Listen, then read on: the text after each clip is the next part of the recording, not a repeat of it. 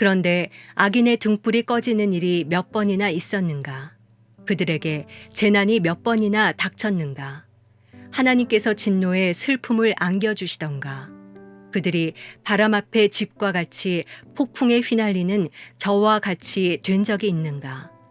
하나님께서 그 범죄를 쌓아두셨다가 그 자식들에게 갚는다고 하지만 그에게 갚아주어야 그가 깨닫게 되리라.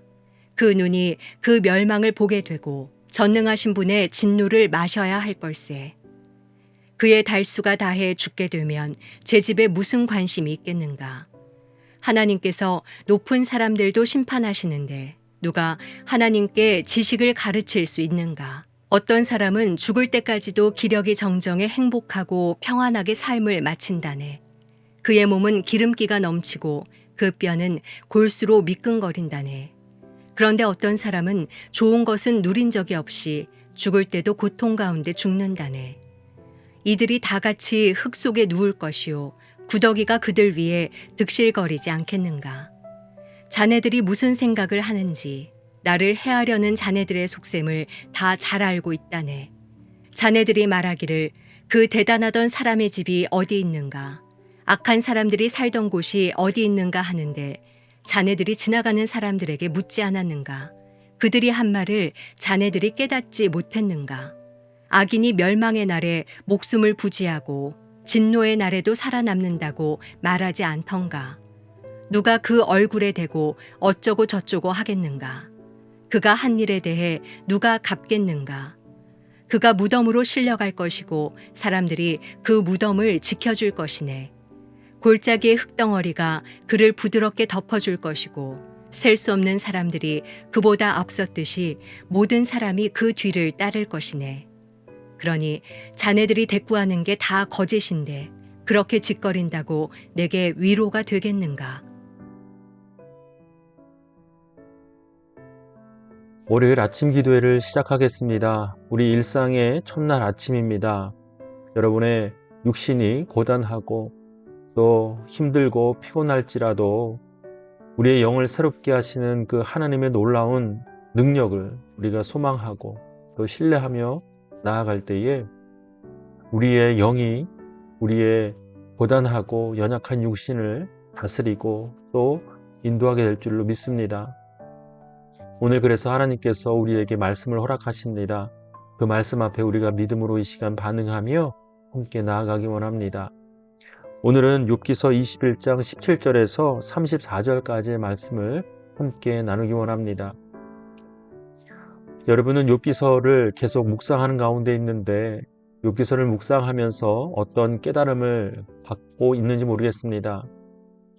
욥기서는 다른 성경의 책들과는 다르게 한 인물을 중심으로 하여 그가 당하는 고난에 대한 상황, 또 그 상황 속에서 그가 믿음으로 어떻게 반응하고 대처하는가, 그의 신앙적인 태도를 우리가 엿볼 수 있습니다. 사실은 우리가 삶에서 이러한 것들을 경험할 때가 있습니다. 비록 우리 스스로가 경험하지 못한다 할지라도 우리 주변에서 이와 같은 고난과 고통 가운데 빠져 있는 사람들이 아마도 있을 것이라 생각합니다. 그럴 때 우리가 믿음으로 그들에게 어떻게 권면하고 또 위로하고 격려할 수 있을까요? 무엇보다 우리 자신 스스로에게 우리는 믿음으로 어떻게 이해시키고 또 용납할 수 있을지 우리가 욥기서를 묵상하는 가운데 그 참된 진리를 발견해 나가기를 원합니다. 오늘 욥의 모습을 통해서 우리는 한 가지를 깨달을 수 있습니다. 그것은 하나님의 섭리가 우리가 생각할 수 있는 그 범위를 넘어서시기 때문에 우리가 하나님을 우리가 생각하는 그 범위 안으로 제한할 수 없다라는 사실을 인정할 수밖에 없습니다. 욥은 이와 같은 고백을 합니다. 물론 우리가 살면서 우리의 눈으로 목격하는 많은 일들에 대하여 납득하기 어려울 때가 있습니다. 이해하기 어렵고 때로는 원망스럽고 억울할 때도 있습니다.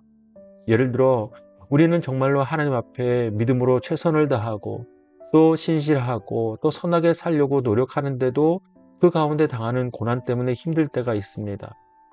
그런데 이와는 반면에 하나님을 욕되게 하고 또 하나님을 부정하는 이들에 대한 형통과 또 오늘 욥이 말하는 것처럼 악인이 언제 고통받는가 그 문제에 대해서 우리는 답을 찾기 힘들 때가 있습니다. 그럴 때가 오히려 우리가 믿음으로 사는 삶에서 가장 어려울 때 아니겠습니까? 사실 우리는 어렸을 때부터 인과응보적인 교훈을 많이 배웠고 또 익숙하게 그것들을 알고 있습니다. 뿌린 대로 거둔다는 성경의 말씀처럼 악인은 형통하기보다는 오히려 망하고 또 심판받아야 마땅함에도 불구하고 우리가 사는 세상의 모습은 그렇지 않을 때, 우리가 그 가운데서 고난 가운데 있을 때 우리는 절망하게 되고 또 이해하기 어렵고 억울하고 힘들고 어렵게 된다는 사실입니다. 이러한 상황 속에서 오늘 욥은 무엇을 말하고 있습니까? 우리가 하나님의 섭리, 하나님의 그 크신 뜻을 제한할 수 없다, 다 알아갈 수 없다라는 사실을 인정하고 나아간다는 사실입니다. 이것은 하나님 앞에 우리가 모든 것에 대하여 전적으로 의탁하고 하나님을 신뢰하는 믿음의 태도입니다. 우리의 생각과 우리의 가치와 지식과 우리의 경험으로 하나님을 재단할 수 있겠습니까? 그것은 불가능에 가깝습니다. 사랑하는 여러분, 이 세상에 나타나는 모든 현상에 대하여 우리가 일일이 다 하나하나씩 하나님의 뜻으로 구별하고 또 구분하고 판단하고 해석할 수 없습니다. 그럴 때 우리가 갖고 있을 수 있는 최선의 믿음의 모습은 하나님 앞에 우리의 마음을 온전히 드리고 하나님을 향하여 전적인 신뢰를 보내는 것, 그것이 우리가 가질 수 있는 믿음의 태도일 것입니다. 사랑하는 여러분, 그 믿음의 반응이, 그 믿음의 모습이 여러분의 삶을 하나님이 기뻐하시는 삶으로 인도하실 줄 믿습니다.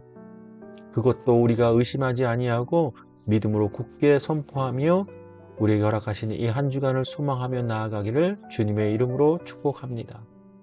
날씨가 많이 추워졌습니다. 우리의 연약한 육신도 하나님 앞에 맡겨드리고 또 우리가 우리 스스로 최선의 돌봄과 다스림을 통하여 우리의 육신을 잘 유지해가고 건강하게 만들어가면 좋겠습니다. 자, 이제 각자 주신 하나님의 말씀을 묵상하고 오늘 하루를 의탁하며 함께 기도하는 시간을 갖도록 하겠습니다.